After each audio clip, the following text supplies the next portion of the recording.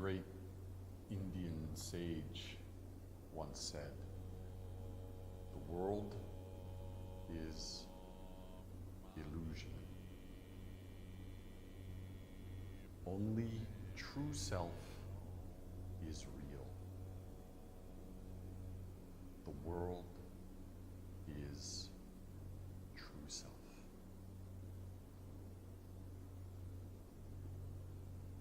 Zen means understanding my true self. What am I? When I was born, where did I come from? When I died, where do I go? Now, we are living in this world, very chaotic. Many things coming, going, changing, non-stop. So much change and movement, so much chaos, so many shadows.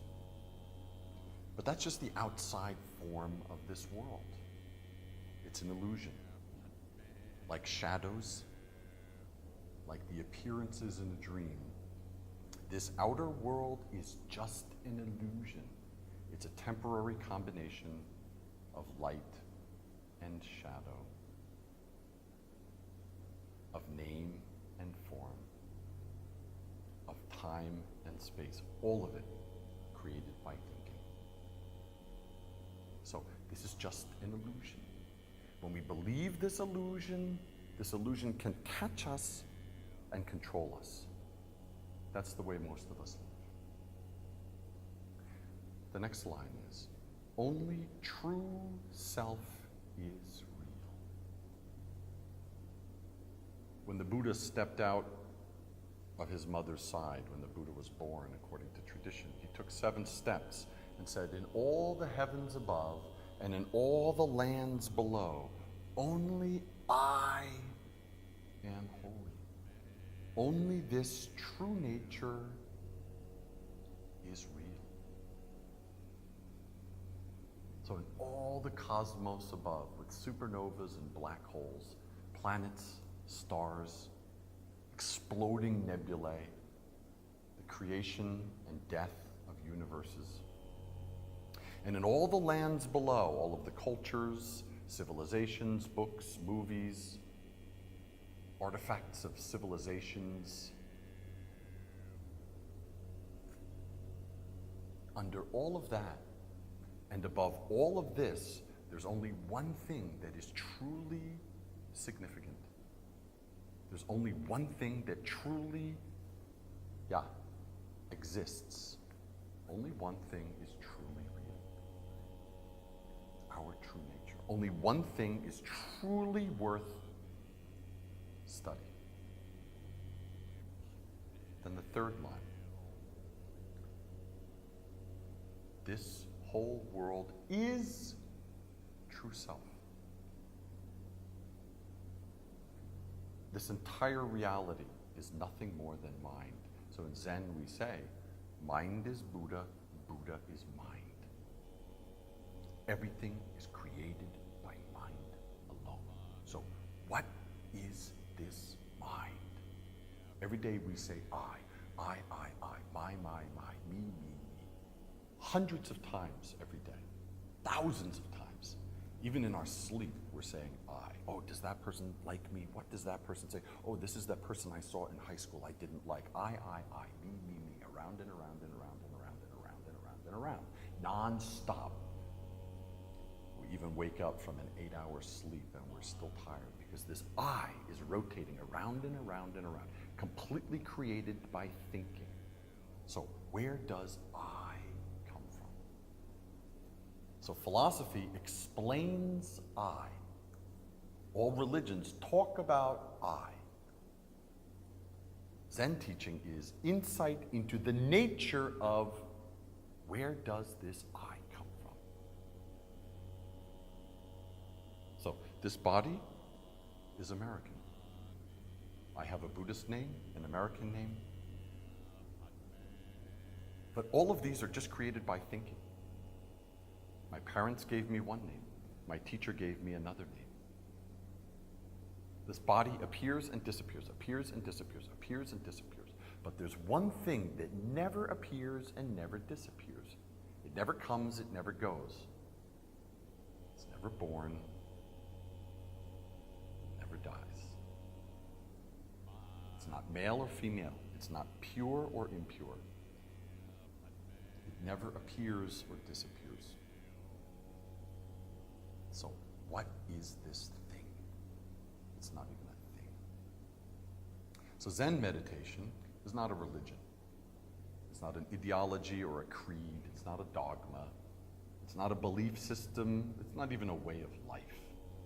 Zen just means meditation.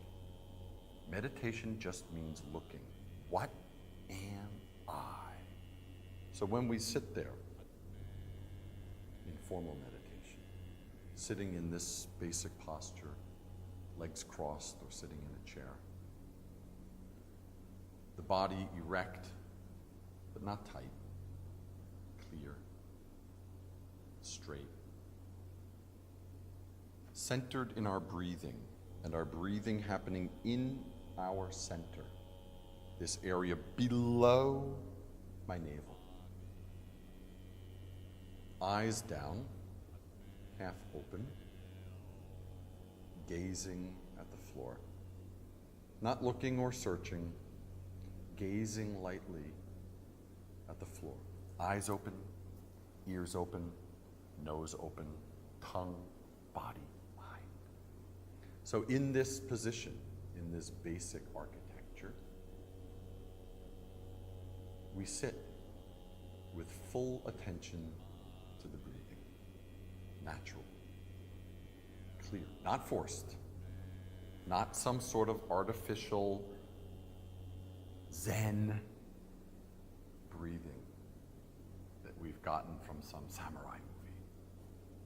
Zen breathing is very natural breathing, the breathing of a baby, centered in our tanjan, our hara, just below the navel. Body is straight, not tight. Head is upright, not stiff. Eyes half opened with awareness in the breath. What is breathing? What controls my breath? What hears that sound? Who smells the incense? Who? What? What is it? So we turn the view. Turn the view around. All day our looking is outside into things that are coming, going, endlessly.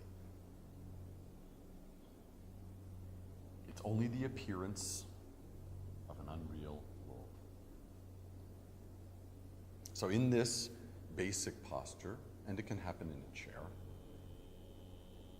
it can happen lying down. Watching the breath, aware of the breath, keeps us in this moment, right here, right now. Then with this awareness, we turn awareness to the source of awareness. What am I? And when we do that, when we seriously look with courage, not following our thinking, not following the flow of memories, also not ignoring them, not pushing them away. Zen does not mean stopping your thinking.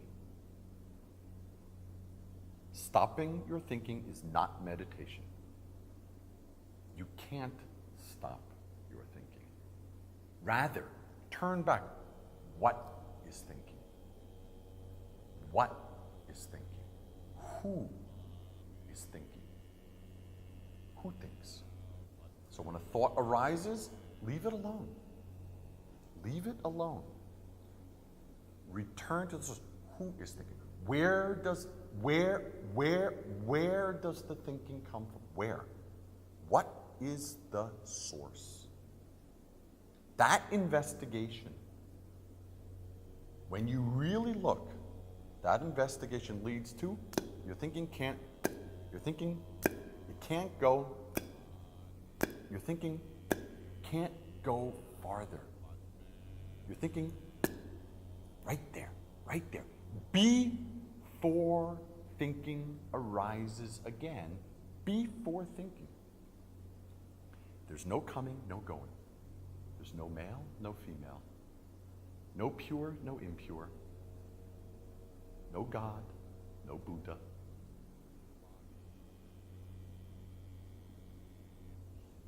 No yesterday, no tomorrow. It never appears or disappears. It's not male or female.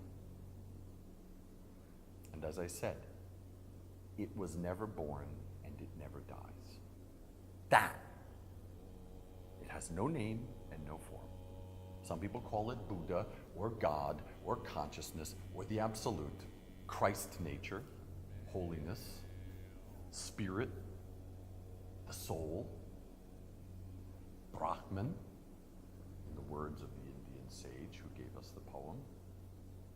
But it has no name, no form. The minute you call it something, it's already a mistake. It's already a mistake. So meditation means look. It's not even a thing. So meditation is this action of being. To be with the breath and to look at, what am I? And when you really ask, and you really look, not as a question, what am I, as a conceptual, intellectual exercise, when you really look, all thinking is completely, in that instant, cut off. At that point, before thinking. My teacher, the great Zen master Sung San, for teaching purposes, called it don't know. Christian mystics used to call it not knowing. The cloud of unknowing. Osho Rajneesh called it no mind. Some people call it beginner's mind. But it has no name, has no form. These are just teaching words. So meditation means being with this awareness, the very source of awareness. Thinking coming, thinking going, leave it alone. The great Suzuki Roshi once said, in your meditation, leave the back door and the front door open. Let thinking come and go. Just don't serve it tea. Just don't give tea to your thinking, because then it wants to stay. So meditation means leave it alone. Leave the back door and the front door open. Don't close off anything. Rather, return to breathing. Return to breathing. Natural, effortless breathing in your center. And this investigation. What am I? Then this don't know mind gets bigger, bigger, bigger, bigger, bigger. Actually, it can't get bigger or smaller. It's infinite in time and space. But your awareness of it grows deeper and deeper and stronger. Then every moment is just this don't know mind.